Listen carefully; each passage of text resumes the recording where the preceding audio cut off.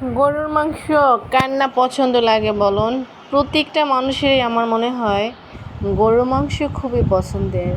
Hello everyone, আসসালামু আলাইকুম। কী অবস্থা সবার, কেমন আছেন? আশা করছি সবাই খুব ভালো আছেন। আমিও জিয়াফা খুব ভালো আছি। যিনি বা যারা যেখান থেকে আমার ভিডিওটা দেখছেন, অবশ্যই ভালো লাগলে লাইক কমেন্ট শেয়ার দিয়ে পাশে থাকবেন। আর যদি ভালো না লাগে তাহলে স্কিপ করে অবশ্যই চলে যাবেন। ধন্যবাদ সবাইকে। তো এখানে আমি 3 কেজি গরুর মাংস নিয়ে নিচ্ছি। বেশি গরুর মাংস রান্না করলে হয় কি, মানে কেন যেন মনে হয় কি মাংসটা অনেক সুন্দরভাবে সিদ্ধ হয়।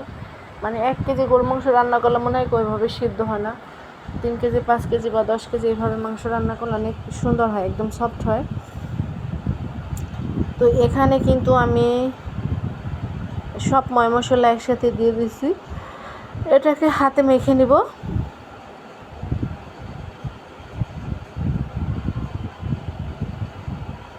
এখানে হলো কি, মানে আমি একটু কাঁচা জিরা বেটে নিচ্ছি, আদা রসুনের সাথে পাটা বেটে নিচ্ছি। আজকে ইচ্ছা করে নিছি, পাটা বাটার নাকি মশলা দিয়ে অনেক মাংসের টেস্ট হয়।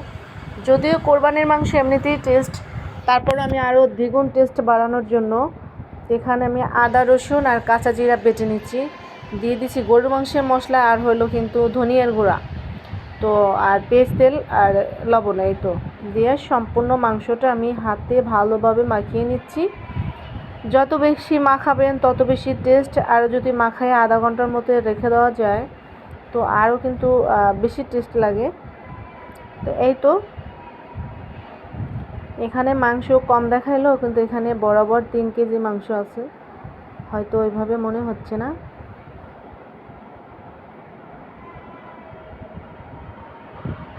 আমি গরু মাংসের একটা রেসিপি করছিলাম, কিন্তু রেসিপিটা আমার ভিডিও নিতে মনে ছিল না, ওইভাবে গুরুত্ব দিয়ে নেই নাই।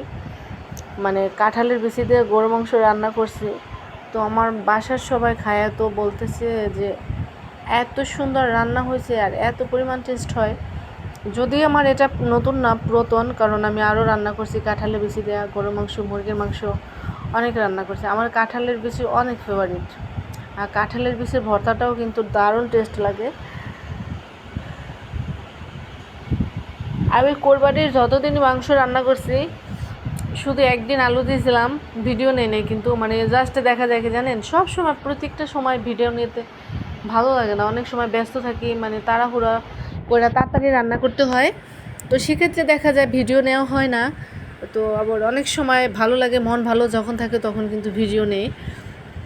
যাই হোক, মনে করি যে মোবাইলে ভিডিও করা আছে যে আজকে ছাড়া যাবে, মানে এমন না যে আমার রান্নাবান্নার ভিডিও নিয়ে আজকে ছাড়তেই হবে, এমন এভাবে না। তো ভিডিও যেদিন করি সেই দিন 5, 7, 10টা এরকম ভিডিও বানিয়ে রাখি, যাতে 2-1 দিন চলা যায়, আবার 2-1 দিন পর পর ভিডিও বানাই। এই তো